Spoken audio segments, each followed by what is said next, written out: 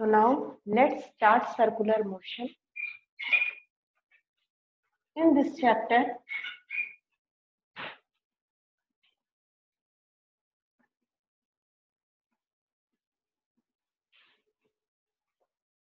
what is circular motion? Circular motion क्या है? ठीक है? When a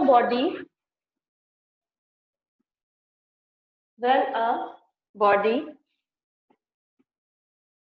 moves along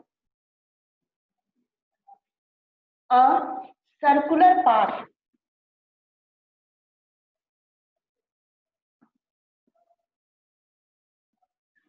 that is called circular motion. मतलब एक बॉडी जब सर्कुलर पाथ पर अपना मूवमेंट दिखाती है, चक्कर लगाती है, तो उसे हम बोलते हैं कि वो सर्कुलर मोशन में है, मतलब वो सर्कुलर मोशन कर रही है. Let's now example.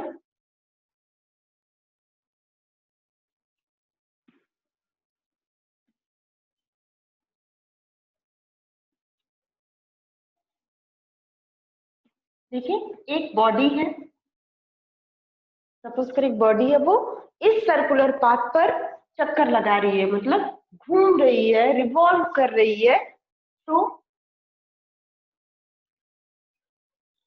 आपको पता है कि मैं आपको बता देती हूँ कि जब भी कोई बॉडी या कोई भी पार्टिकल किसी भी सर्कुलर पाथ का एक चक्कर लगाता है, मतलब revolve one around, then it is called, इसे क्या कहते हैं? इसे कहते हैं टाइम पीरियड. मतलब वन टाइम पीरियड, इसका एक टाइम पीरियड हो गया. क्या मैंने बोला? मैंने कहा टाइम पीरियड क्या होता है. आपको मैं बता रही हूँ कि जब भी कोई पार्टिकल किसी भी सर्कुलर पाथ पर एक चक्कर लगाता है तो उसे हम कहते हैं टाइम पीरियड. ठीक है? और इसे हम किससे डिनोट करते हैं? टी से डिनोट करते हैं.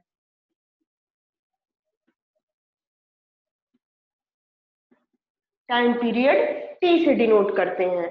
ठीक है? टाइम पीरियड टी से. क्या बोला मैंने? जब भी कोई बॉडी किसी सर्कुलर पाथ पर एक चक्कर पूरा करती है तो उसे हम बोलते हैं टाइम पीरियड. मतलब एक चक्कर पूरा करने में लगा टाइम ही टाइम पीरियड कहलाता है. ठीक है? Time period is that time when a body moves around a circular path at one round. ठीक है? ओनली वन राउंड अगर चक्कर लगा रही है, मतलब एक चक्कर लगा रही है, तो उसे हम क्या कहेंगे? Time period. एक चक्कर में लगा हुआ टाइम ही हमें क्या कहलाता है? टाइम पीरियड कहलाता है. ठीक है? और आपको पता है कि कितनी डिस्टेंस कवर कर रही है? डिस्टेंस कितनी कवर किया इसने? भाई ये पूरा सर्कुलर पाथ किसने कवर किया? तो सर्कुलर पाथ क्या हो गया? ये सर्कमफ्रेंस हुआ. सर्कुलर पाथ ये पूरा क्या हो गया? एक सर्कमफ्रेंस हो गया. किसी भी सर्कल का सर्कमफ्रेंस ही इसका डिस्टेंस है. इसने कितनी डिस्टेंस कवर की है? और मैंने आपको बताया था 2 पाई आर होता है. किसी भी सर्कल का सर्कमफ्रेंस कितना होता है? 2 पाई आर. तो अब हम वेलोसिटी निकाल सकते हैं कि पार्टिकल की वेलोसिटी क्या है. वेलोसिटी इज इक्वल टू क्या हो जाएगा? या स्पीड इज इक्वल टू क्या हो जाएगा? Distance upon time. तो 2 पाई आर अपॉन टी. ये बॉडी का आर क्या है? रेडियस है. ठीक है? तो वेलोसिटी इज इक्वल टू क्या होगा? Distance upon time. डिस्टेंस आपको दिया होगा. देखिए एनसीईआरटी में आपका लास्ट क्वेश्चन है, सबसे लास्ट क्वेश्चन में इसी पर दिया गया हुआ है क्वेश्चन. आप उसको सॉल्व करिएगा और नहीं आएगा तो मैं बताऊंगी. ठीक है? सेम सेम यही फॉर्मूले पर आपको वो क्वेश्चन है. ठीक है? 2 पाई आर आपको रेडियस दिया होगा, टाइम पीरियड दिया होगा और आपको वैल्यू रख करके सॉल्व करना है. बहुत ही सिंपल न्यूमेरिकल. और अगर नहीं आएगा तो फिर मैं बताऊंगी. ठीक है? तो सर्कुलर मोशन में आपको इतना ही जानना है कि जब भी कोई body, when a body moves along a circular path, that is called circular motion. ठीक है? When a body moves one round, that is called time period. ठीक है, 1 राउंड उसमें जो टाइम लगता है उसे क्या बोलते हैं, टाइम पीरियड बोलते हैं। डिस्टेंस 1 राउंड में कितना डिस्टेंस कवर किया, 2 पाई आर। वेलोसिटी या स्पीड कितना हो गई, distance upon time, 2 pi r upon t. Okay, alright.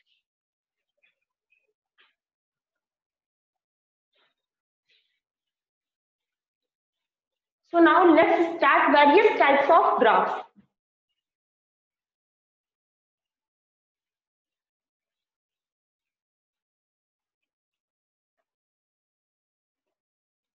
मैंने थोड़ा सा आपको बताया था लास्ट क्लास में, इससे पहले कि कुछ और भी, जब मैं आपको ग्राफ के बारे में स्टडी कर रही थी, जब मैंने आपको equation of motion graph method, graphical method से करना स्टार्ट किया था, तो मैंने आपको कुछ हिंट दिया था।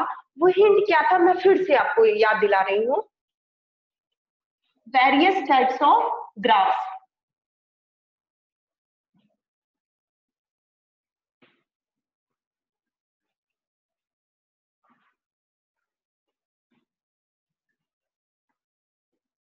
Various types of graphs. Okay.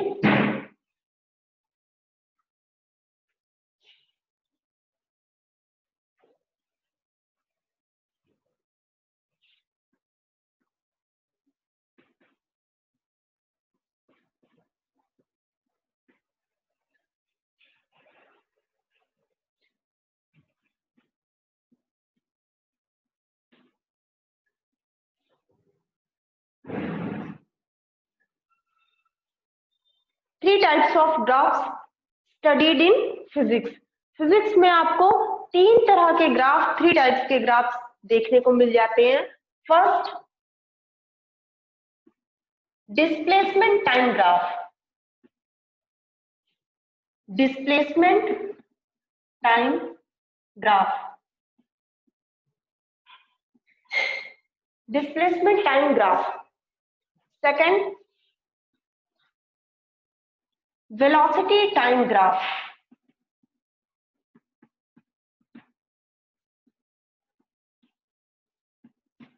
Velocity time graph.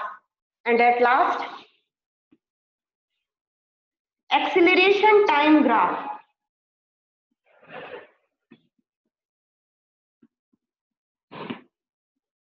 Acceleration time graph.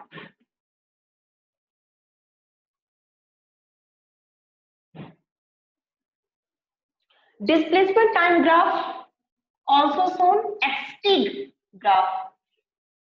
ठीक है, also written by xt graph. Velocity time graph, also vt graph. Acceleration time graph, also written by at graph. ठीक है, अब देखिए, आपको समझना है, क्या समझना है, मैं क्या बताने जा रही हूँ, कैसे इसका ग्राफ बनता है, और आप कैसे देख करके बता सकते हो ग्राफ कि ये ग्राफ क्या शो कर रहा है।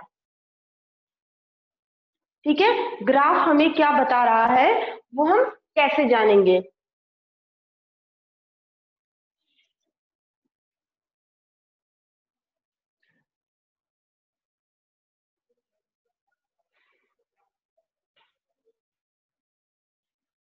ये आप नोट कर लीजिए।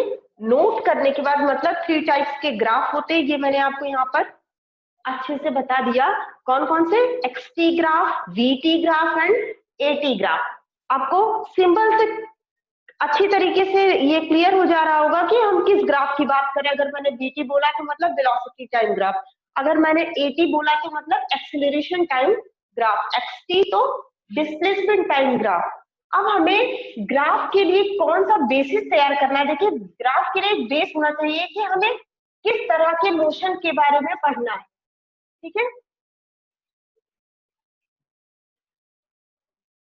तो क्या क्या सिचुएशन हो सकती है।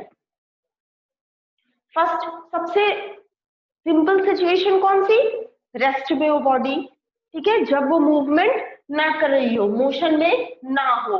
ठीक है, एट रेस्ट।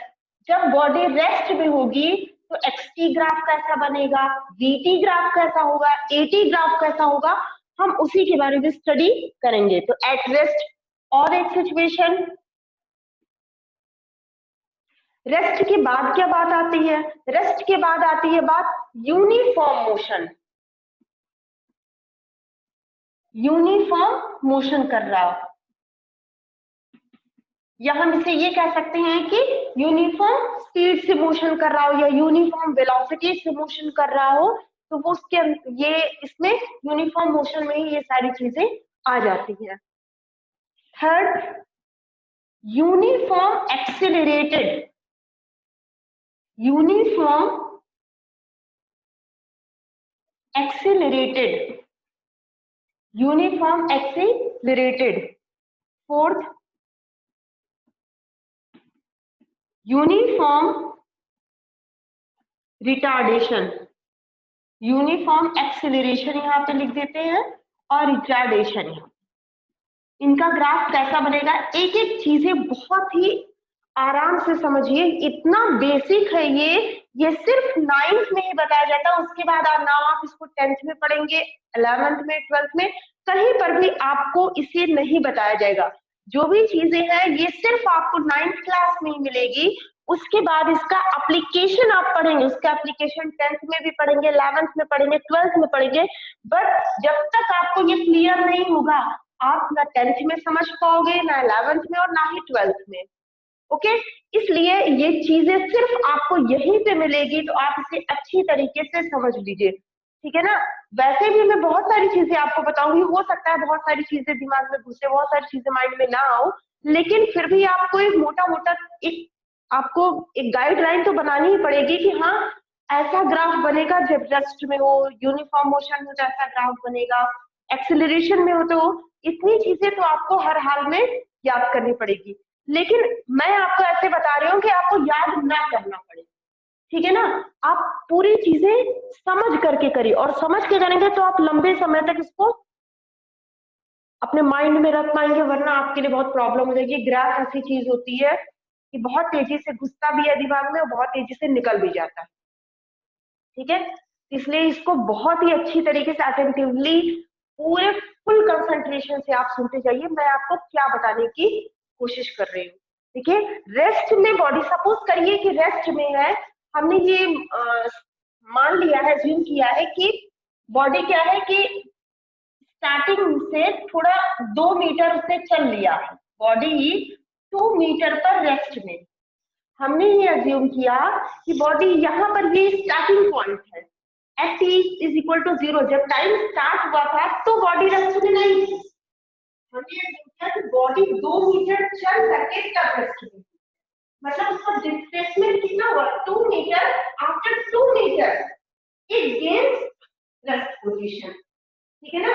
तो 2 मीटर के बाद वो रेस्ट पोजीशन को लेती है, मतलब रेस्ट पोजीशन को वो गेन करती है। तो हमारा ग्राफ कैसा बनेगा? सबसे पहले हम एक्सटी ग्राफ,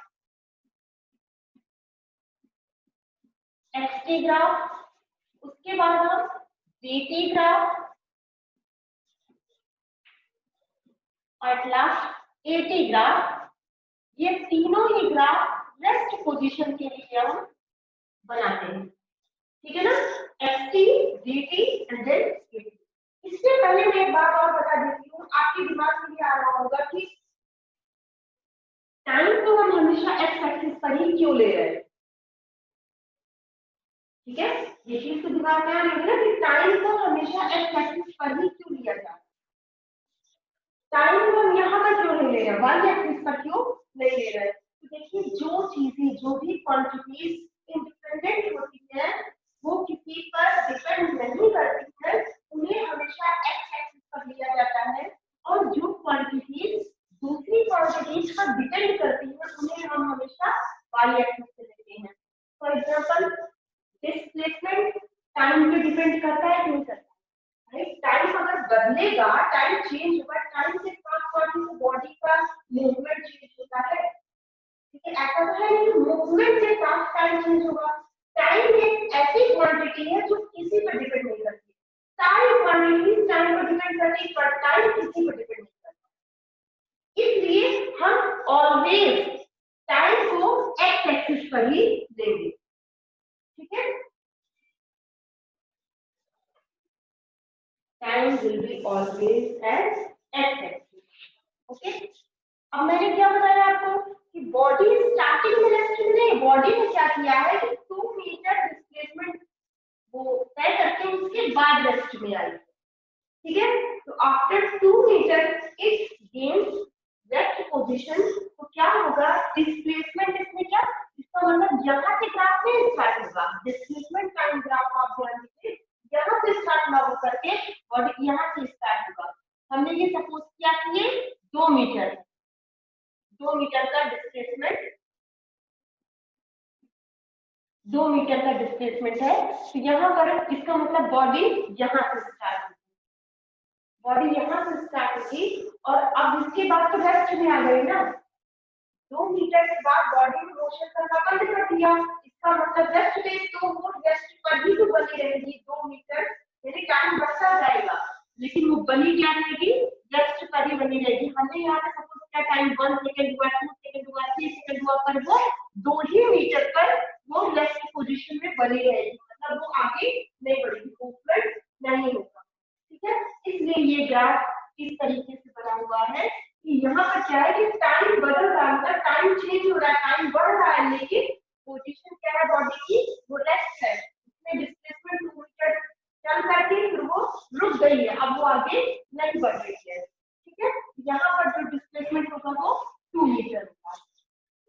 वीटी ग्राफ में देखते हैं, वीटी ग्राफ में क्या हुआ, जब डिस्प्लेसमेंट यानी मोशन हो ही नहीं रहा है, वेलोसिटी कहाँ से हो आई, मोशन नहीं तो वेलोसिटी नहीं, तो वेलोसिटी नहीं इसका मतलब है कि यहाँ पर कुछ भी नहीं चला है, हम कुछ भी नहीं, यहाँ पर कुछ भी नहीं लिख सकते, कुछ भी नहीं बना सकते, तो बनाएंगे कहाँ पर, तो बनाएंगे हम टाइम एक्सिस पर, मतलब ग्राफ दिखाई नहीं देगा, ग्राफ बिल्कुल भी अपीयर नहीं होगा। आप क्या करेंगे इसको सीधा, आप टाइम एक्सिस पर ही बना देंगे। आप सोचिए वेलोसिटी में एक्सेलरेशन, एक्सेलरेशन के लिए होगा चेंज इन वेलोसिटी ना, तो फिर एक्सेलरेशन नहीं होगा, तो फिर कहां पर, इस बार भी टाइम एक्सिस पर ग्राफ बनाएं,